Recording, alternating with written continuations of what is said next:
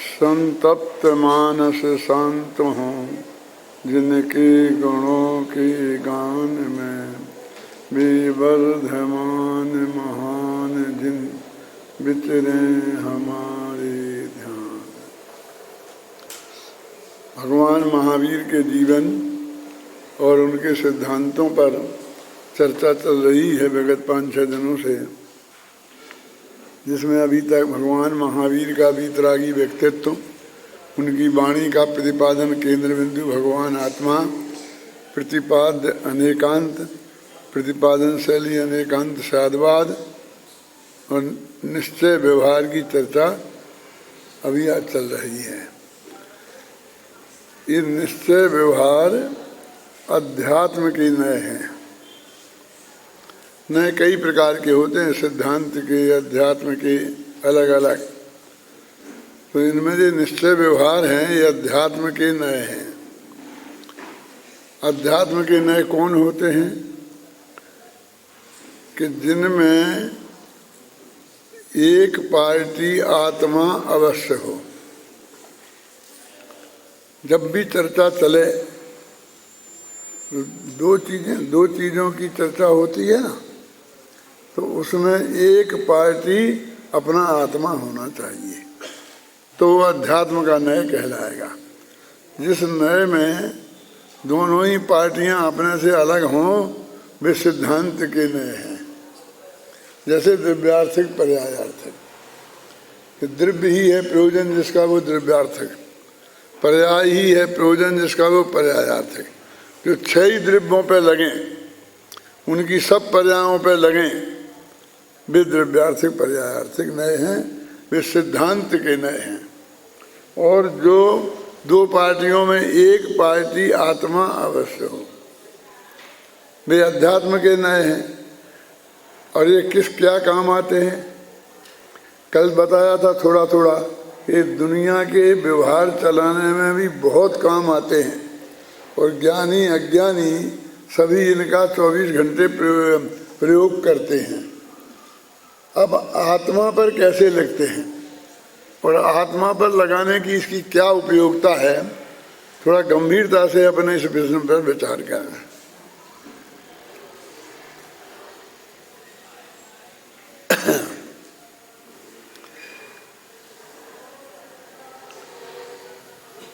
एक तो अपना आत्मा है, और दुनिया में जितने भी पदार्थ हैं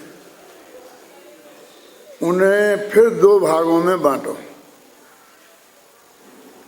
थोड़ा 5 मिनट ध्यान देना पड़ेगा, फिर बहुत अच्छी तरह समझ में आने लगेगा। 2 भागों में बांटो,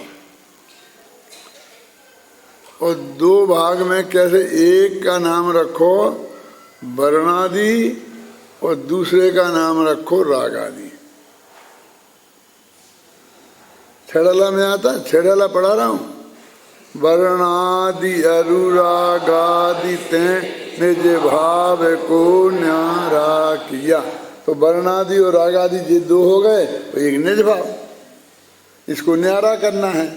न्यारा करना है माने न्यारा जानना है कि ये जुदे हैं और मैं जुदा हूं। इसका नाम है न्यारा करना। किसी जीव को मार डालना और शरीर को अलग कर देना और आत्मा को अलग कर देना, ऐसा न्यारा करना नहीं। अब 6 अलग ही पंक्ति है ना कि वर्णादि अनुरागादि ते निज भाव को न्यारा किया। ये 6 अलग ही नहीं है, छोटे मोटे पंडित की नहीं समझना। समय सार में भी यही लिखा है। अमृतचंद्र ने 1000 वर्ष पहले वर्णाद्याव्या राग मोहादयोवा सर्वे भावा भिन्न एवास्य पुंसा, के वर्णादि और रागादि ये सभी भाव इस पुंसा माने भगवान आत्मा है, इनसे भिन्न है। ये पुंसा शब्द कहीं आता है दूसरी जगह?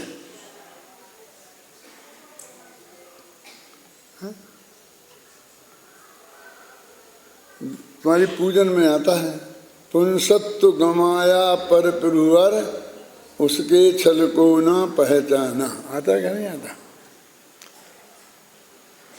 पुष्प का छंद है, वो काम बाण विध्वंस नाय उंगली के साथ में आता है।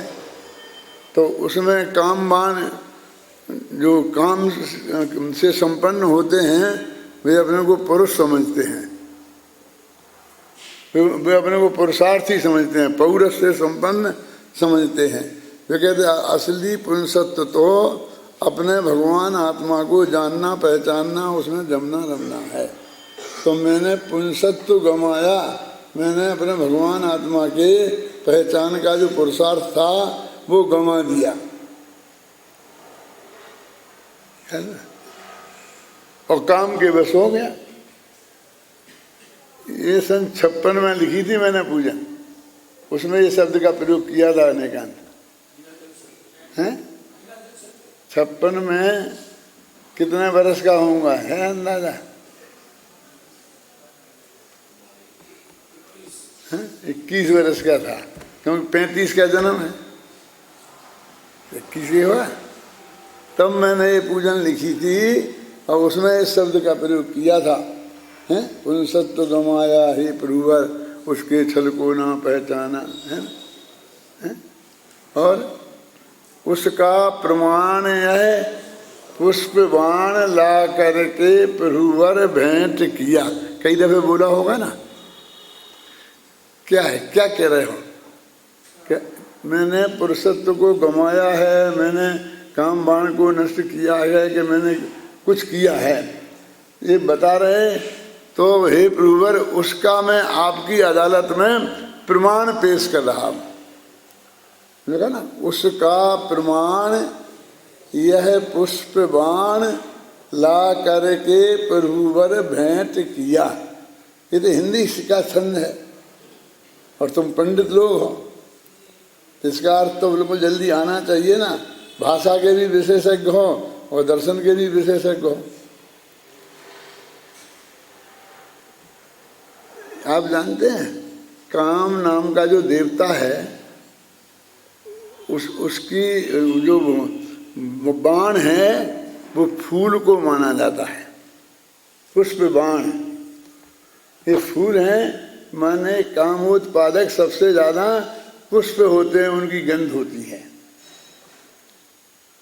तो कहते हैं कि मैंने उसे काम देवता को मार डाला। क्या व्हाट इज द प्रूफ, क्या प्रमाण है कि ये उसका जो पुष्प बाण था मैं उससे छीन के और ले आया कि ये है देखो काम।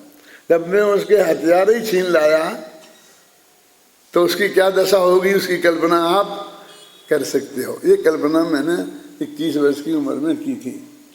उसका प्रमाण यह पुष्प बाण ला करके प्रभुवर भेंट किया।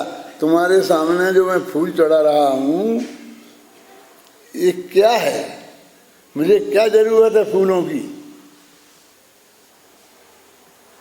ये तो काम देवता का बाण है कि हाँ साहब, यही तो मैं आपसे कह रहा हूँ कि मैं उससे छीन कर लाया हूँ, उसे काबू में करके और इस बाण को छीन के आपके सामने लाया हूँ कि मैंने काम पर विजय प्राप्त की है, कि मैं काम पर विजय प्राप्त करना चाहता हूँ। तुम पूरा छंद बोलो तो फिर ख्याल में आ जाएगा। है किसी को याद? हैं? देख के ही बता दो क्या है।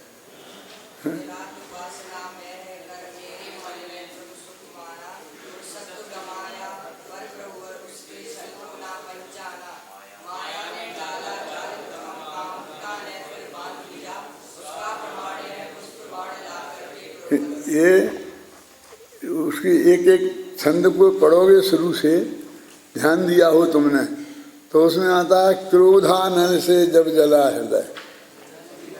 तो पहली कसाय आ गई, लेकिन ये चंदन वाले मामले में है। तो जल को क्या किया?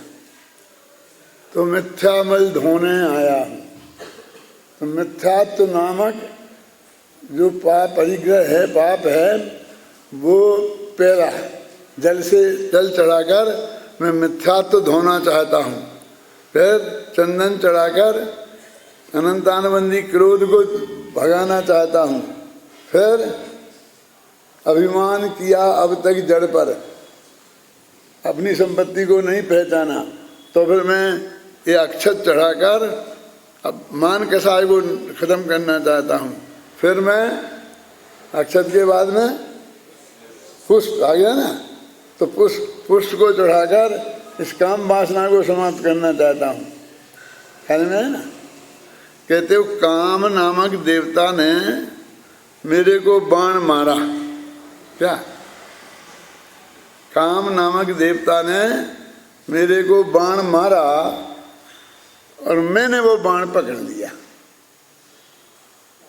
और इसलिए मैं आपके पास लाया हूँ। उसका प्राप के साथ देख लो, ये इसका ही बाण है, इसने ही मारा है और मुझे मारा है, ये प्रमाण में लाया हूँ। कहते हैं ना, इसने ये पत्थर मेरे को मारा और मुझे ये चोट लगी, मैं पत्थर उठा के लाया हूँ।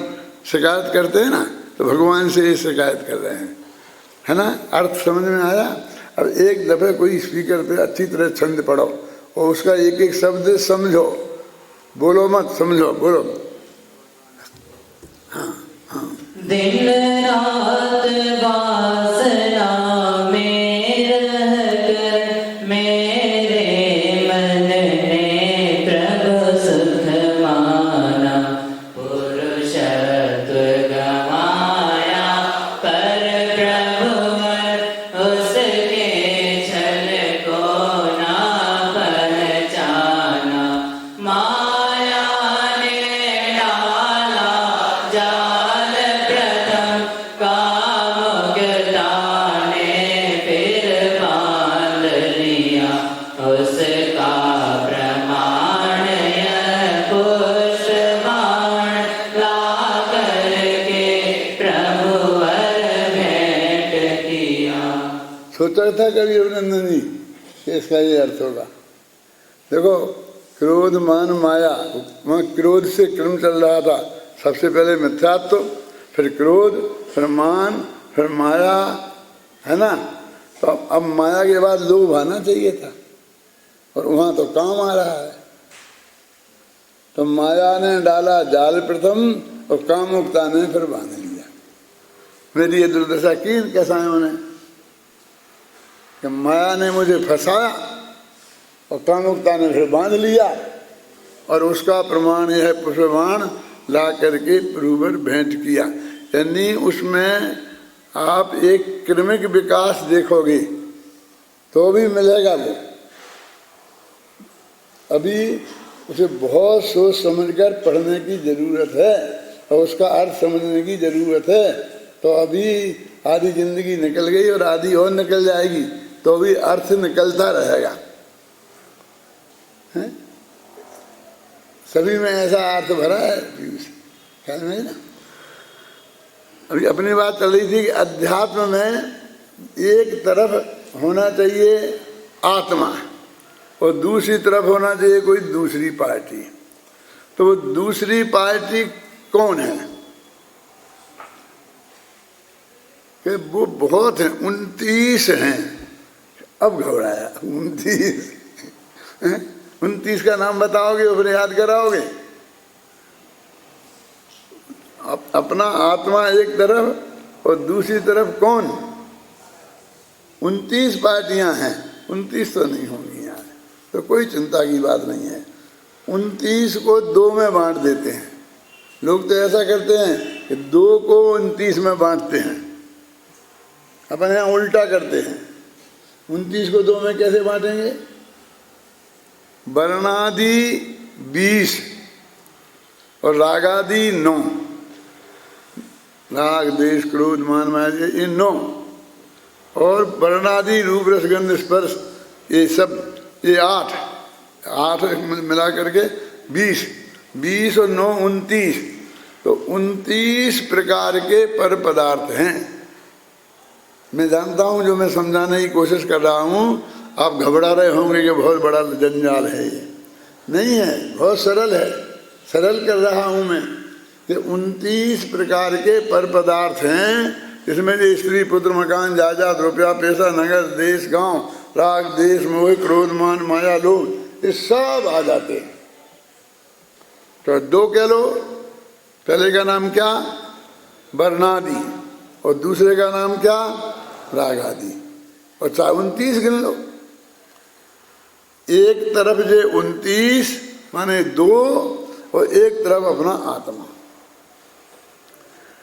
अब इनमें ये मिक्सचर हो रहा है। 29 जे और एक आत्मा, 30 हो गए। अब 30 चीजों को खूब घूंट घूंट के पीट पीट के एकदम पानी बना दिया है, एक मिला दिया है। अब तुमसे कहते बताओ इसमें क्या क्या है, और उससे अलग तुम कौन हो, क्या है क्या है। अब वो अलग अलग रखी हो गई, ये काली मिर्च ये फलाना तो दिख जाए। अब वो एकदम चूरन है और घोंट के बना दिया है बिल्कुल, तो वो पता लगाना बहुत कठिन है ना। लेकिन होशियार आदमी ऐसा एक बूंद डालते हैं और कहते थे नमक ज़्यादा है। बोल देते कि नहीं बोल देते? जितना चाहिए था उससे नमक ज़्यादा है। तो ऐसे ही तुम्हें इतनी सब चीज़ों के मिक्सचर में समझ लो, उस मिक्सचर का नाम क्या है?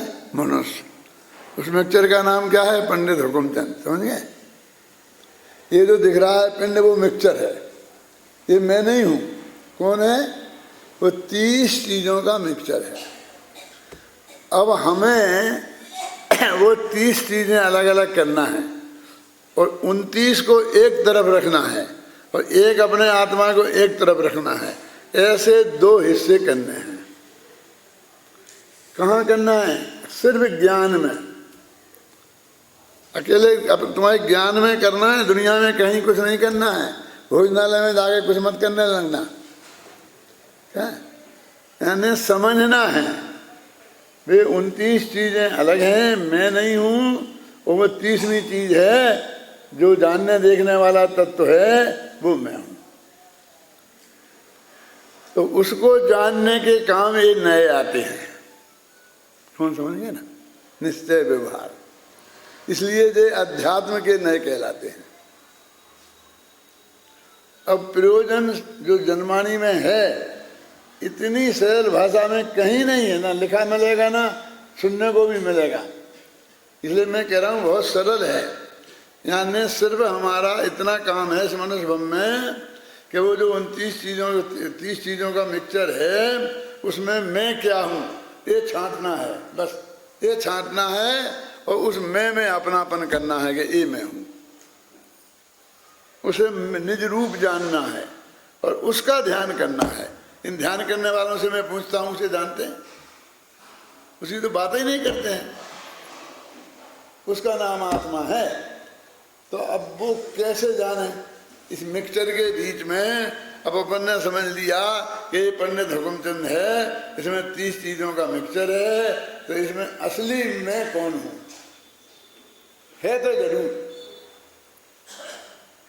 जरूर, लेकिन मैं हूं कौन? तो उसका निर्णय ये नए है ना, दोनों कौन है? 2 नए, निश्चय और व्यवहार। तो इनके थोड़े से टुकड़े और कर लें। निश्चय में भी 2 प्रकार का होता है, और व्यवहार में भी 2 प्रकार का होता है। सरलता और सुविधा के लिए कर रहे हैं, जंजाल नहीं बढ़ा रहा हूं।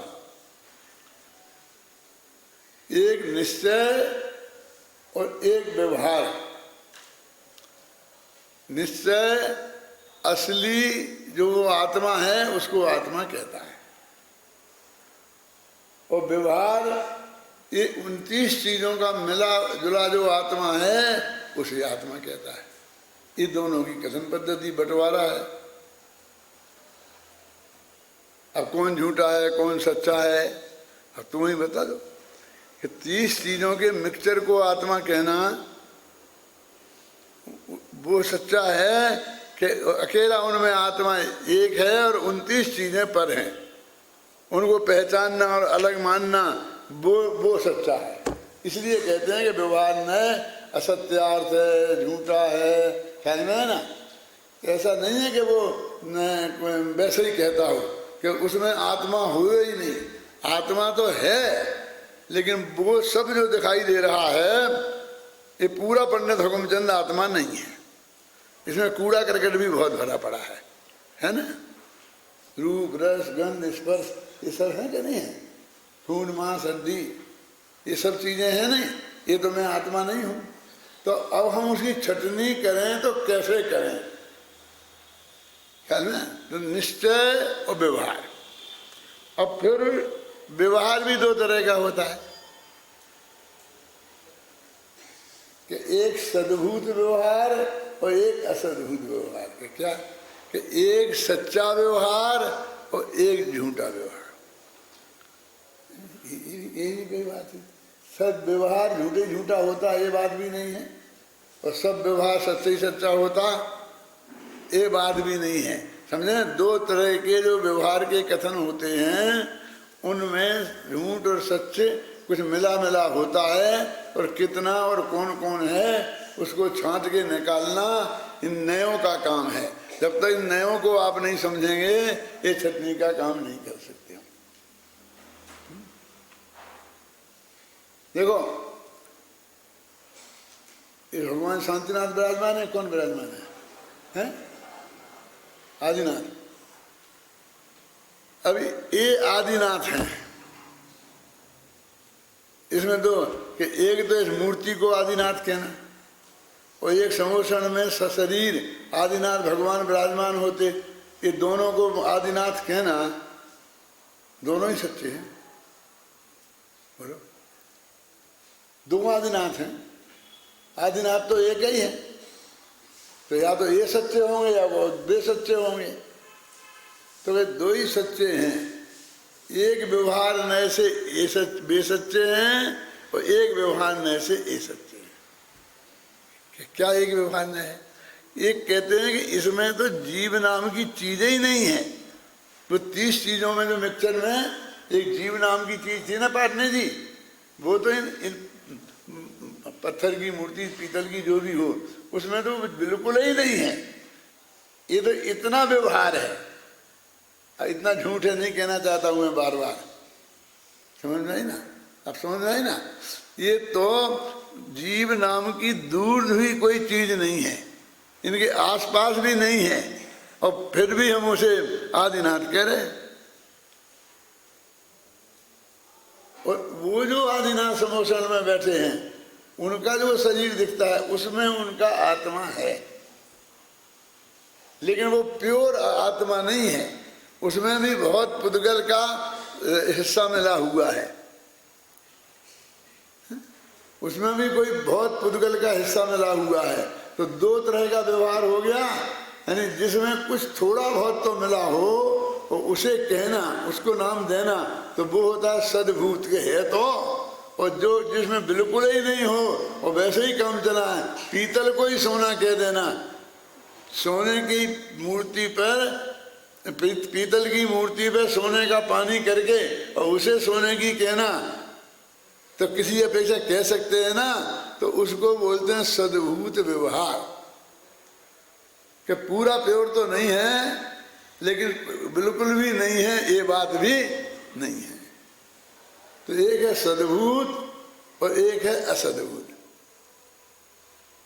अब समझना ही है तो फिर थोड़े और देख लेते हैं। सद्भूत व्यवहार भी दो तरह का होता है, असद्भूत व्यवहार भी दो तरह का होता है। कहते हो ज्यादा मत बढ़ाओ, तुम तो बढ़ाते ही जा रहे धीरे धीरे।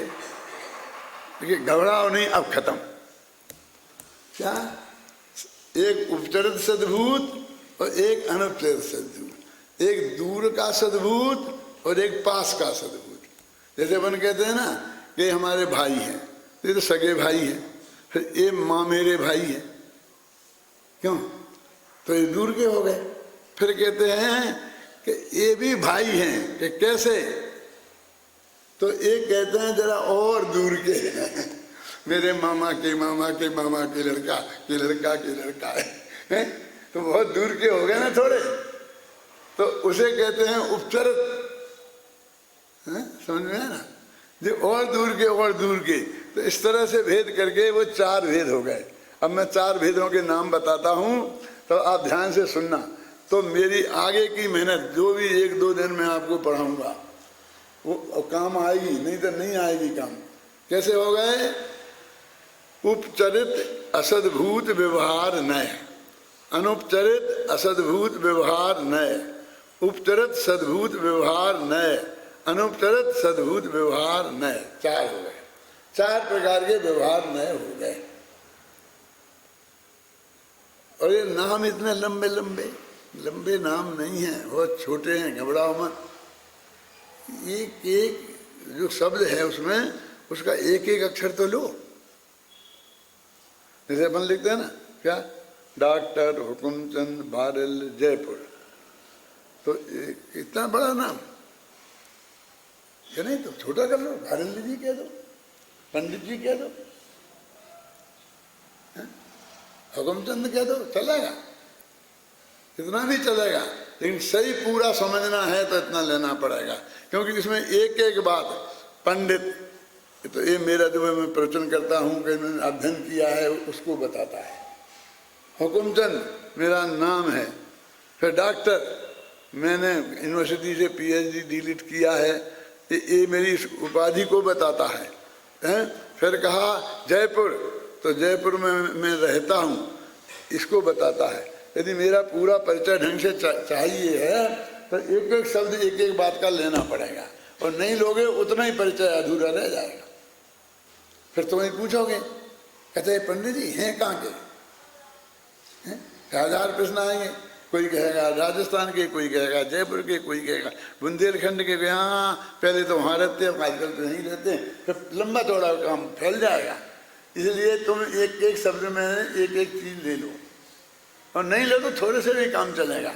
इन नयों के भी हम छोटे से नाम बता देंगे और उनसे भी काम चलेगा, लेकिन अपन तो इतना ही रखो, उपचरित असद्भूत व्यवहार और नए। उपचरित माने दूर का रिश्ता, सद्भूत माने है कुछ ना कुछ माल है, व्यवहार माने कहा जाता है, और नए माने सम्यक ज्ञान का भेद है, वो कहने वाला जानने वाला। ये 4 चीजें बताती हैं कि जो हमने ये नाम लिया इसमें 4 चीजें हैं कि ये दूर का रिश्ता है आत्मा का, इनसे पास का रिश्ता नहीं है। ख्याल में आई ना? ऐसा ऐसी ऐसी करके ये 4 चीजें बताते हैं। अब देखो, ये जो सारी जगत में अपन उनमें कितने पदार्थ हैं, वर्णादि और रागादि अभी 2 ले लो बस अपन, अभी 29 छोड़ दो। अब ये वर्णादि और रागादि पदार्थ और अपना आत्मा, ये 3 चीजें मिल के समझ लो ये जो ये बना है पंडित हुकुमचंद। मैं रागी देशी भी है, ज्ञान दर्शन गुण भी है इसमें, और शरीर का रूप रसगंध स्पर्श भी है। 3 चीजें है ना, और इसको बोलते हैं पंडित हुकुमचंद नाम। अब इसमें से मैं कौन हूं ये छांटना है। मैं माने आत्मा। अध्यात्म का सिर्फ एक काम है कि हम इसमें से अपना मैं छांट लें। तो ये दुनिया में देखो थोड़ा उपयोग लगाओ, कठिन नहीं है बात, लेकिन यहाँ वहाँ देखोगे और यहाँ वहाँ उपयोग लगाओगे तो नहीं आएगी समझ में। जहाँ से डोरी छूट जाएगी फिर वहीं छूट जाएगी, फिर आगे नहीं पकड़ पाओगे। देखो क्या कहता हूँ अभिनंदन जी, आपको भी उपयोग लगाना पड़ेगा। देखो कि अब ये हमने जो चीज़ें पकड़ी हैं दुनिया में, जो पदार्थ हैं, स्त्री पुत्र मकान जायदाद रुपया पैसा नगर देश गांव दुनिया, ये सब है ना, ये सारे पदार्थ जो हमारे शरीर से हमसे जुड़े हैं, मतलब आत्मा का अंश नहीं है, आत्मा से बिल्कुल जुड़े हैं, अचेतन है। इन सब पदार्थों में ये कहना कि ये मैं हूँ, ये मेरे हैं, मैं इनका करता हूँ, मैं इनका भोगता हूँ, ये उपचरित असद्भूत व्यवहार नय का काम है। इतना सी बात है, इसका काम इतना ही है, इन पदार्थों को अपना बताना। तो 4 तरह से हम बताते हैं, ये मैं हूँ, ये मेरे हैं, मैं इनका करता हूँ, मैं इनका भोगता हूँ। 4 तरीके से इनसे अपना संबंध तो जोड़ना, जबकि ये अपने हैं नहीं। कौन? अभी बाह्य पर पदार्थों की बात कर रहे, कहाँ से शुरू कर रहे अपन? शरीर से, फिर स्त्री पुत्र मकान जायदाद रुपया पैसा नगर, देश, गांव और दुनिया, यहाँ तक कि अपन कहते हैं ना मैं हिंदुस्तानी हूँ, ये भी इसी नए का कथन है, समझे ना। इतनी चीजों को हमने इस नए से आत्मा का संबंधी माना, माने आत्मा माना, और इसको बोलते हैं उपचरित असद्भूत व्यवहार नए। ये दूर की चीजें हैं जो हिंदुस्तान पूरा, इसलिए तो कहा उपचरित, और ये अपनी कहीं जाती हैं, शास्त्रों में कहीं हैं, इसलिए कहा व्यवहार। और ये आत्मा में वास्तव में है नहीं, ये शरीर गोरे काला ये सब आत्मा नहीं है, इसलिए इसे कहता है असद्भूत। और ये सम्यक ज्ञान ने जाना है, इसलिए कहा जाता है नए। इसका पूरा नाम क्या हो गया? उपचरित असद्भूत व्यवहार नए। अकेला नाम हो गया, परिभाषा हो गई, वस्तु हो गई, सब हो गया। 1/4 जो हमें समझना था, सारे आगम में, सारी जिंदगी में जो समझने लायक है, वो चीज हमको ने आपको 15-20 मिनट में समझा। अभी और है, घबराना नहीं है ना, सरल है कि नहीं? तो कितना जल्दी कोर्स है। चाहते तो हम 6 साल लगाते और फिर बाद में जाके कहते कि देखो ये भगवान आत्मा इससे अलग है, जब तुम 5 साल बाद जाने लगते। हम तो पहले दिन पढ़ाना शुरू कर देते हैं, क्यों? अभी तो कितनी घुटाई हो गई। ये असली जैन धर्म है पाटनी जी। ये जो मैं बोल रहा हूँ ये मेरे 80 वर्ष का निष्कर्ष है जीवन में। मैंने आप समझ लो 8 वर्ष से पढ़ना शुरू किया था जैन धर्म, तो आज तक लगातार पढ़ ही रहा हूँ। 2-4 घंटे रोजाना पढ़ता ही हूँ, समझे ना। उसमें से सार निकाल के मैं आपको बता रहा हूँ कि ये चीज है, बस ये आत्मा जिसकी हमें खोज करना है वो यही है। और वो उसमें क्या क्या चीज़ों का मिक्सचर है, तो हर एक चीज़ को समझ लो और उससे अलग है इतना जान लो कि कर लें। कि करने की बात फिर बाद में देखेंगे, पहले एक जान तो लो। आप यहाँ विद्यालय में आए हैं पढ़ने, आप प्रवचन सुनने आए हैं, आप यहाँ वस्तु स्वरूप समझने आए हैं, वस्तु स्वरूप करने नहीं आए हैं। जब आप करने की तो कहते ही नहीं हो, महाराज ये बात जइयो, वे कहेंगे करने की। हम तो समझाने के लिए कहते हैं, हम तो तुम्हें समझा देंगे सही बात, जिस दुनिया में सारी दुनिया जो भी जैन धर्म का विद्वान है वो चैलेंज नहीं कर सकता। वो ये नहीं कह सकता कि ये बात जो आपसे कही गई है वो गलत है, कि शास्त्र में नहीं है। उसकी हमारी ड्यूटी है। क्या हुआ? अपने स्त्री पुत्र मकान जायदाद ये सब दूर के हैं, और शरीर को अलग का, शरीर को अपना कहना ये उपचरित असद्भूत नहीं है, अनुपचरित असद्भूत है, क्योंकि ये नजदीक का है तो पर है, लेकिन इसने संबंध जरा नजदीक का जोड़ा है हमसे, इसलिए हमने इसको अलग स्थान दिया। क्योंकि भेद विज्ञान करना है हमें, इसके बाद में भेद विज्ञान का ही विषय लूंगा। भेद विज्ञान करना है तो जो दूर की चीज अलग है ये समझाना आसान होता है, क्या समझे ना।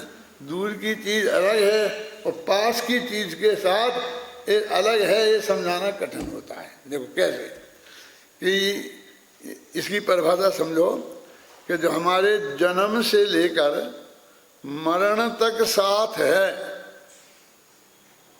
क्या वो सद्भूत, माने वो नजदीक की, और जो मरने के बाद अपन को प्राप्त हुई हैं,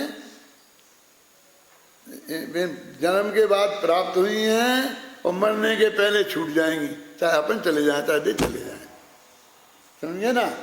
तो उन्हें कहते हैं दूर का संबंध, उनको बोलते हैं अनुपचरित। मान दूर का संबंध उपचरित और पास का संबंध अनुपचरित।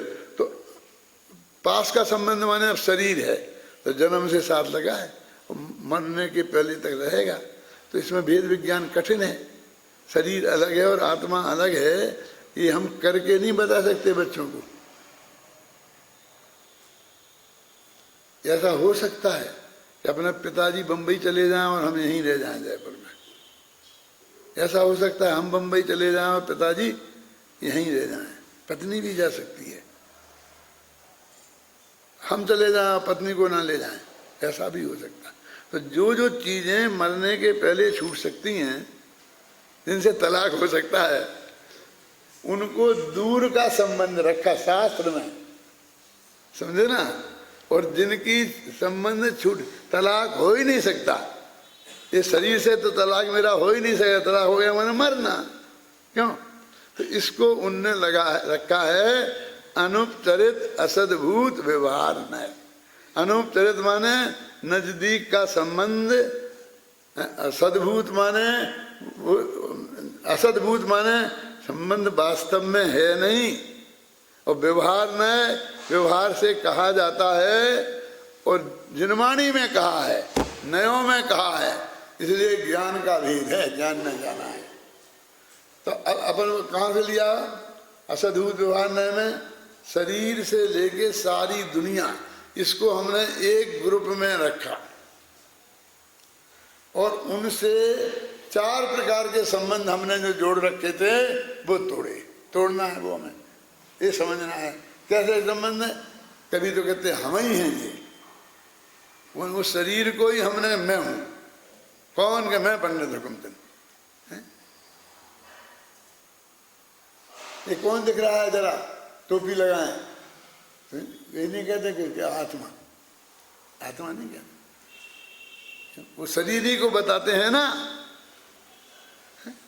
तो हमारा शरीर का और आत्मा का एक संबंध है, और एक संबंध शरीर का और टोपी, आत्मा का और टोपी का है। बोलो दोनों में क्या फर्क है? तुम विद्यार्थी हो, बता सकते हो कि नहीं? मैं पहचानता नहीं इसलिए कह रहा हूं। तुम लोग तो बता सकते हो, बोलो बोलो।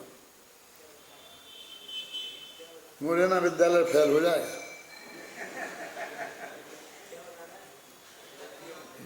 ये पूछा है क्या? तुमने तो सचमुच सिद्ध कर दिया। ये टोपी तो है कि जो मेरे मरने के पहले भी जा सकती है और आई भी बाद में थी, इसलिए इसका नाम था उपचरित असद्भूत व्यवहार न। और शरीर जो है वो जन्म से आया था और मरने के पहले तक जाएगा नहीं, इसलिए इसका नाम है अनुपचरित असद्भूत। अब समझ में आया कि नहीं आया? अब बताएगा, देखो समझना जरा, कठिन नहीं है, एक बच्चा बता सकता है। 1 घंटे में सबको मैं याद करा सकता हूँ, अकेला पढ़ा नहीं सकता हूँ, समझा नहीं सकता हूँ, लेकिन अभी तुम्हें साथ देना पड़ेगा। सामने वाला साथ नहीं देगा तो मैं क्या करूँगा? जैसे पूजा की अलग सुनते जाते हो, चले जाते हो और स्वाहा स्वाहा चढ़ाते जाते हो, ऐसा मेरे प्रवचन में भी करते जाओगे तो मैं क्या करूँगा? इनको तो थोड़ा सहयोग मिल जाता है, ये दूसरा पंडित बीच में वो बोल देता है 10 क्षण, जब तक थोड़ी झपकी ले लेते हैं। अपन को तो कोई ऐसा हो नहीं सकता कि हम 2 मिनट झपकी ले लें और आप इसको सुना दो। हमें कोई सुनाना पड़ेगा ना, पूरी बात अच्छी तरह समझ के हमको ही समझानी पड़ेगी कि नहीं? हमें तो पूरी तरह से जगता रहना ही पड़ेगा ना। तो अभी एक निपटा है, सुनो। कौन निपटा? जो दूर के हैं और पहले जा सकते हैं, बाद में आ सकते हैं, उन्हें अपना कहना, वो इतने लोगों को तो याद हो गया। देखो, उपचरित असद्भूत व्यवहार नय का कथन है। अब ये हमने ये सारी दुनिया को अपना कह दिया, इस नए ने, स्त्री पुत्र मकान जायदाद सब। अब इसमें ही रहना है कि छोड़ना है? इसको लेके मोक्ष में जाओगे कि छोड़ के जाओगे? ले दौलत प्राण प्रिया को तुम मुक्ति ना जाने पाओगे, यदि एकाकी चल पड़े नहीं तो यहीं खड़े रह जाओगे। सोच लो, जब छोड़ के जाना है और ये न कितना ही सच्चा हो लेकिन जिसको छोड़ना ही है अब उसको सच्चा मान के क्या करें। तो अपन कहते हैं कोई किसी का नहीं है, सब झूठी बातें हैं। बोलते कि नहीं बोलते, ना स्त्री अपनी है ना पुत्र अपनी है, सब सभी स्वार्थ के साथी हैं। सुतेदारा होए न सीरी सब स्वार्थ के। तो यही छड़ाला पढ़ा रहा ना, काल में आई ना आपके में, कि ये फिर हमें बताएं कि नहीं बताएं, छड़ाला पढ़ाएं कि नहीं पढ़ाएं। इसमें कौन सी वैसी बात हो गई कि जो हमने कोई बहुत गलती बताई। ये जयपुर वालों को छड़ाला पढ़ाएं कि नहीं पढ़ाएं, पढ़ाए नहीं चाहिए। इसमें क्या गलती है बताओ, तुम किसी पंडित से पूछ लो, क्या कह लो। अब हम तो वो नए बता रहे हैं, जिस छेड़ाला में जिस नए से ये बात कही है, क्या छेड़ाला में जिस नए से ये बात कही है वो बता रहे हैं कि उसका नाम उपचरित असद्भूत व्यवहार नए है। और उसको हे माने छोड़ने लायक इसलिए कहते हैं क्योंकि उसे साथ में रखकर कोई मोक्ष में जाने वाला नहीं है। इसी का नाम है और इसी का नाम उसका झूठापन है। ये कहने है तो बात पक्की सच्ची, ये बच्चा है तो अपना ही, व्यर्थ है तो अपना ही, लेकिन छोड़ना पड़ेगा। कैसे छोड़ना पड़ेगा? जिस नए से वो अपना है उस नए से तो हमें मिलना ही चाहिए ना। उस नए को इनकार करो पहले, उस नए को हे मानो, तब उसे छोड़ने लायक कह सकते हो। क्यों? ये पैसा छोड़ने लायक है कि नहीं है? हाँ नहीं छोड़ने लायक तो है। ये छोड़ोगे क्या नहीं? वो तो ठीक है। दो पंडित जी है ना, एक पंडित जी कहते हैं कि विधान कराओ बढ़िया पैसा मिलेगा, दूसरे पंडित जी आगे कहते हैं कि पैसा नहीं मिलेगा। अब क्या करें, किसकी माने? तुम्हें जिसकी अच्छी लगे वो मान लो, हमें तो वही अच्छी लगती है। मेरे कहने का अर्थ ये है भाई, तुम मानना है जो मानते रहना, लेकिन एक दफे समझ तो लो कि वस्तु स्थिति क्या है, वास्तविकता क्या है ना। अभी दूसरा, अब शरीर को अपना कहने वाला क्यों उपचय, तो शरीर अलग है और आत्मा क्यों कि शरीर आँख से दिखाई देता है और आँख से रूप दिखाई देता है, और रूप पुद्गल में होता है, जीव में नहीं होता है। ख्याल में है ना? ये इंद्रियों से ग्राही है। ये शरीर आत्मा आँख से नहीं दिखाई देता और शरीर दिखाई देता है, तो ये मैं नहीं हो सकता। मैं तो देखने वाला तत्व हूँ, वही तो देखता ही नहीं है। देखते तो हैं हम, अरे तुम नहीं देखते, तुम्हारे पीछे बैठा आत्मा देखता है। ये चश्मा तो नहीं देखता ना, अपनी आंखें देखती है ना चश्मा। अरे ये आंखें भी ऐसा ही एक चश्मा है जिसके पीछे बैठा आत्मा देखता है। हैं? जैसे हमारी आंख में ऐसी कमजोरी है कि बिना चश्मा के नहीं देख सकती, ऐसे इस आत्मा में भी वर्तमान में ऐसी कमजोरी है कि बिना आंख के नहीं देख सकती, लेकिन देखती तो आत्मा ही है। तो वो कहते हैं कि शरीर को हम ये कहते, अब हमने यहाँ क्या किया कि भगवान की मूर्ति, तो शरीर तो है नहीं, तो शरीर के आकार का पत्थर हमने रखा है। घबराना नहीं, मैं वस्तु स्वरूप समझा रहा हूँ, मैं मूर्ति को पत्थर नहीं कह रहा हूँ, है ना। अपने यहाँ स्थापना निक्षेप है, पंच कल्याणक होते हैं, उस मूर्ति पूज होती है, वो सब मैं मानता हूँ, उल्टा नहीं समझना। लेकिन अभी वस्तु तो समझनी पड़ेगी ना कि वो जो मूर्ति पत्थर की है उसमें आँख भी है, और श्वेतांबर लोग तो ऊपर से एक आँख और लगा देते हैं। लेकिन ना ये दिगंबरों के भगवान देखते हैं और ना वे श्वेतांबरों के देखते हैं, उनसे किसी दोनों को ही कुछ दिखाई नहीं देता है। क्यों? क्योंकि देखने वाला तो गायब है पीछे से। हमने मंत्रों से डाल दिया है, तुम्हारे मंत्रों से नहीं चलता। क्यों? देखने लग जाए? नहीं देखेगी, वो प्रतिष्ठित मूर्ति है। तो अपन ये कहेंगे वे कौन से नए से पारसनाथ भगवान हैं, बताओ। अब नए लगाओ तुम अपना, झूठ तो है नहीं, तो सच्चा है तो कौन से नए से हैं? संजीव है, संजीव गोधा, जरा देख लेना ये तुम्हारे विद्यार्थियों को। ये क्या है बोलो, कौन से नए से है? मालूम दूर का है कि साथ पास का? बोलो, शरीर जैसा जन्म मरण का साथी है कि नहीं है? देख लो, नहीं है। तो जैसे ये किताब, जैसी वो मूर्ति है, जैसे स्त्री पुत्र आदि मकान जायदाद रुपया पैसा हैं, जैसे वे हमारे हैं, ऐसे ये हमारे पार्श्वनाथ भगवान हमारे हैं। अब जैसे वे नहीं हैं तो उसी नए से ये भी नहीं है। तो ये समझाएं कि नहीं समझाएं? क्यों कि ये समझाएं कि ये देखो ये जीव हैं, क्योंकि ये पारसनाथ हैं और पारसनाथ मनुष्य गति के हुए थे, इसलिए मनुष्य गति के जीव हैं और इन्हें केवल ज्ञान हुआ था, केवल ज्ञान कल्याण के दिन, कि ये समझाएं।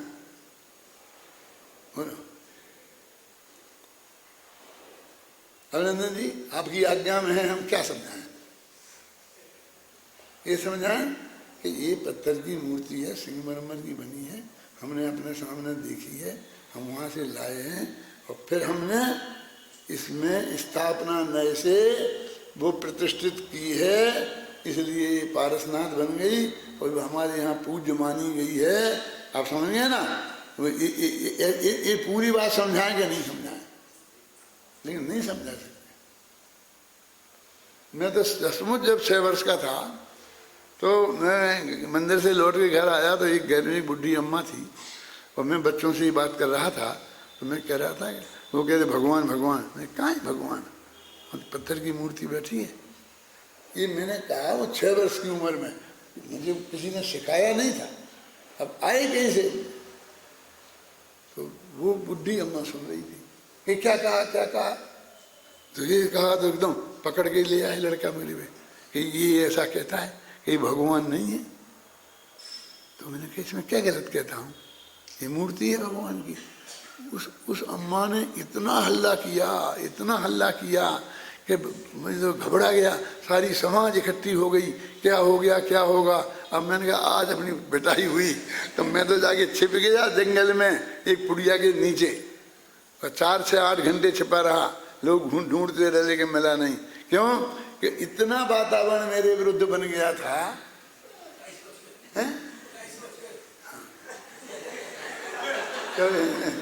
अब आप सोचो इतना बन गया था। और पाटनी जी आज 80 वर्ष बाद भी वैसा ही वातावरण है। यदि मैं आज कहूँ तो मुझे आज फिर कहीं छिपना पड़ेगा। और ये सारे नए मेरे पास हैं, ये सारी वकील कानून मेरे पास रखे, शास्त्रों की बातें निकाल के बता सकता हूँ। क्या जगत का स्वरूप तो देखो। क्यों निर्मल जी? यदि मैं इतना आगम मेरे पास नहीं हो, इतना तर्क युक्ति मेरे पास नहीं हो तो मैं नहीं बोल सकता।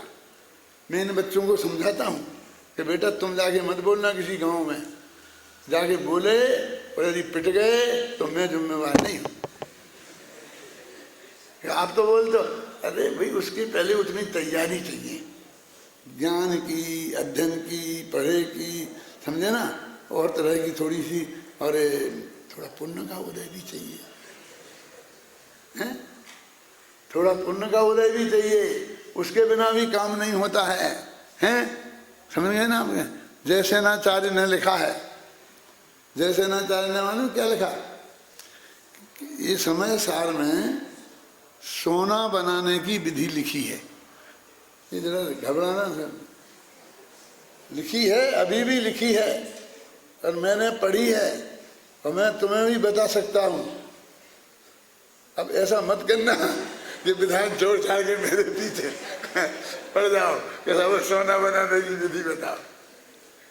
वो तो सीधी सच्ची गाथा में लिखी है, बिल्कुल एक लाइन में लिखी है कि क्या क्या चीजें मिलाओ तो सोना बन जाता है। तो बहुत उन्हें बनाया और नहीं बना, तो फिर क्या होगा आप समझ लो। यानी बनाया नहीं बना, बन जाता तो भी झपटा झपटी होती बहुत, हैं? तो भी मुझे कैद कर लिया जाता है कि किसी को बताए नहीं, ऐसा नहीं करे, ये नहीं करे। लेकिन नहीं बने तो भी पिटाई होगी। इसलिए वो सोने की विधि तुम उसी में लिखी रहने देना, बताना मत है, समझे ना है? तो फिर उनने लिखी अमरचंद्राचार्य ने कि भाई ये चीज मैंने कुछ चीजें और उसमें जोड़ने की कोशिश करी, क्यों उनसे तो बनी नहीं है? और उन्होंने कहा कि फलाना उचित मंत्र के साथ ऐसा करके दिया। जैसे ना चार्य ने कहा वो मंत्र भी कोई बोलने लग गए पंडित आगे, मुझे आता है, मुझे आता है। तो उन्होंने अंत में लिख दी कि ये चीजें और पुण्य का उदय, थोड़ा सा वो डालो और फिर बन जाए। ऐसा लिख दिया क्लियर है कि यदि ऐसी करो और थोड़ा पुण्य का उदय हो तो ये सब मिलके सोना बन जाता है ना? तो मेरे कहने का अर्थ है कि यही नए से बने, प्रतिष्ठाएं भी इसी नयों से होती हैं। वो वही विधि है पूज्य की। तो वैसे तो हम भी पूजते ही हैं, पूजा करते हैं। तुमने तो पूजा करते हो, हमने तो लिखी है भाई साहब। कि साहब तुम कहते हो पूजा नहीं करोगे, पूजा करने का निषेध करोगे, तो हमने काय के लिए लिखी कि कोई नहीं करे, कि सब करो, सब हमारी पूजन करो लिखी। हम कोई दावा नहीं करेंगे तुम पे, कोई रॉयल्टी नहीं लेंगे, कुछ नहीं मांगेंगे। क्यों? कौन मना करेगा? हमने लिखने के करने के लिए लिखी है कि नहीं करने के लिए लिखी है? क्यों? हम क्यों उसके विरोधी होंगे? लेकिन जो कच्चा चिट्ठा है, जो वस्तु का स्वरूप है, वो तो बताना हमारी ड्यूटी है कि नहीं है? अब वो आत्मा हमने निकाल लिया कहाँ से? स्त्री पुत्र मकान जायदाद नगर देश गांव से और शरीर से।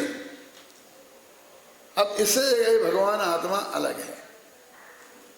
तो यहां तक तो हम ले आए निकाल करके इन निश्चय व्यवहार से। अब वो कहते हैं कि इस आत्मा में तो राग द्वेष दिखते हैं हमें, ये तो ढंग से बात ही नहीं करता है, हमें तो बताते ही नहीं है।